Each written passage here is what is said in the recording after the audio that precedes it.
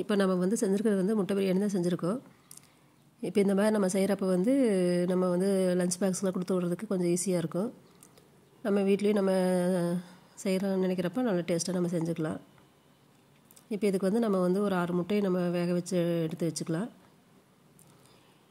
தக்காளி ஒரு 3, இஞ்சி பூண்டு பேஸ்ட்டு வந்து ஒரு ஸ்பூனுக்கு நம்ம வந்து அதையே அரைச்சிக்கலாம். இப்போ தக்காளி இஞ்சி பூண்டு பேஸ்ட்டையும் நம்ம அரைச்சிக்கலாம். அதுக்கப்புறம் வந்து நம்ம வந்து வேக வச்சுருக்கிற முட்டையை வந்து உளிச்சிட்டு நம்ம வந்து கொஞ்சம் எண்ணெய் விட்டுட்டு கொஞ்சம் தனி மிளகாத்தூள் கொஞ்சம் உப்பு சேர்த்து எண்ணெயில் வதக்கி நம்ம அதை கொஞ்சம் நல்லா அப்படியே வறுத்து எடுத்து வச்சுக்கலாம். அப்போ தான் வந்து நம்மளுக்கு வந்து முட்டையில் வந்து கொஞ்சம் நல்லா உப்பு காரம் அந்த டேஸ்ட்டு நல்லா இறங்கியிருக்கும்.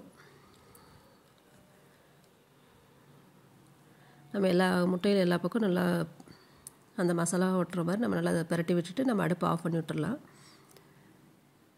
அது பாட்டுக்கு அப்படியே இருக்கட்டும் கொஞ்சம் நேரம்.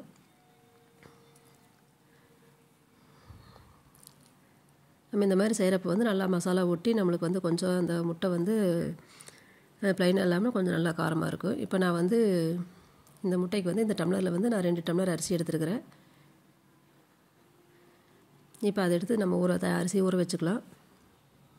நான் சாதாரண பொன்னி அரிசி தான் எடுத்துருக்கேன். நீங்கள் பிரியாணி அரிசி இல்லை பாஸ்மதி அரிசி இருந்ததுன்னா நீங்கள் அதை எடுத்து சேர்த்து செஞ்சுக்குங்க.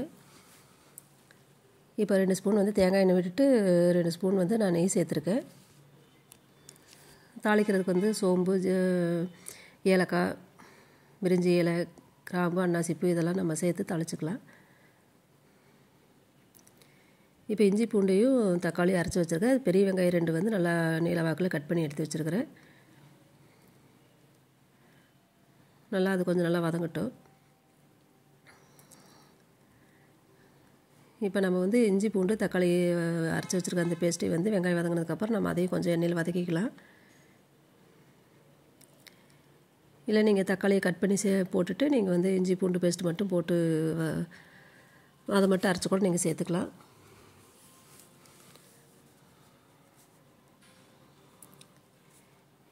இது நல்லா பச்சை வாசனை போகிற அளவுக்கு நம்ம நல்லா வதக்கிக்கிட்டு நம்ம வந்து மல்லி புதினா இலை வந்து நம்ம வந்து கொஞ்சம் அதையும் சேர்த்துக்கலாம். 2 பச்சை மிளகா வாசனைக்கு சேர்த்துக்கலாம். நம்ம வந்து காரத்துக்கு வந்து மிளகாத்தூள் தான் சேர்க்க போகிறோம். நான் வந்து கேரட் ஒன்று கூட சேர்த்துருக்கேன். உங்களுக்கு விருப்பப்பட்டால் சேர்த்துக்குங்க, இல்லைன்னா தேவையில்லை. கூட நம்ம வந்து கொஞ்சம் காய்கறிகள் அப்படியே சேர்த்துக்கலாம் அப்படிங்கிறதுக்காக நான் சேர்த்தேன். இப்போ காரத்துக்கு வந்து நான் தனி மிளகாத்தூள் வந்து ஒரு 1/2 ஸ்பூன் நான் சேர்த்துருக்கேன். உங்களுக்கு இன்னும் காரம் கொஞ்சம் அதிகமாக தேவைப்பட்டது இன்னும் கொஞ்சம் நீங்கள் சேர்த்துக்கலாம். கரம் மசாலா தூள் வந்து ஒரு 1/4 ஸ்பூனு. இது வந்து மல்லித்தூள் ஒரு 1/2 ஸ்பூன் நான் சேர்த்துருக்கேன்.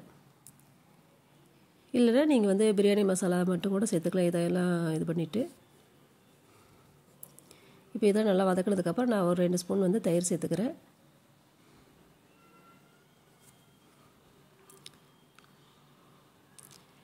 இன்னும் உங்களுக்கு கொஞ்சம் கலர் நல்லா பிரியாணிக்கு நல்லா கலர் வேணும்னா கொஞ்சம் காஷ்மீரி மிளகாத்தூள் சேர்த்துக்குங்க. இப்போ உப்பு வந்து நான் 2 ஸ்பூன் சேர்த்துக்கிறேன். நீங்கள் வந்து தேவையான அளவுக்கு பார்த்து சேர்த்துக்குங்க. இப்போ இதெல்லாம் நல்லா வதங்கினதுக்கப்புறம் நான் வந்து 2 டம்ளர் அரிசிக்கு வந்து 4 டம்ளர் தண்ணி சேர்க்கணும். அதை வந்து இப்போ நான் வந்து தண்ணி அளந்து சேர்த்துக்கிறேன். இப்போ அரிசி வந்து கழுவி எடுத்து வச்சுக்கலாம், ரெடியாக எடுத்து வச்சுக்கலாம். இப்போ நம்மளுக்கு வந்து ஊற்றின அந்த தண்ணி வந்து நல்லா மசாலாவோடு நல்லா கொதிச்சு வந்துருச்சு. இப்போ வந்து நம்ம வந்து அரிசி இதில் சேர்த்துக்கலாம்.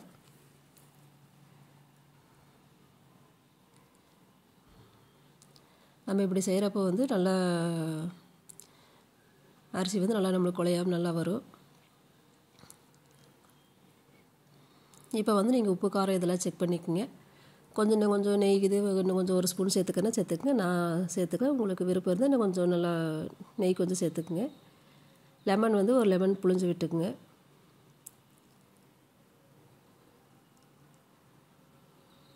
இப்போ வந்து நம்ம வந்து நல்லா எல்லாம் கொதித்து வர டைமில் வந்து நம்ம மூடி போகிற டைமுக்கு வந்து நம்ம வதக்கி வச்சுருக்கிற முட்டையை இதில் சேர்த்துட்டு நம்ம வந்து ஒரு 2-3 விசில் விட்டோம்னா பிரியாணி சூப்பராக ரெடி ஆகிடும்.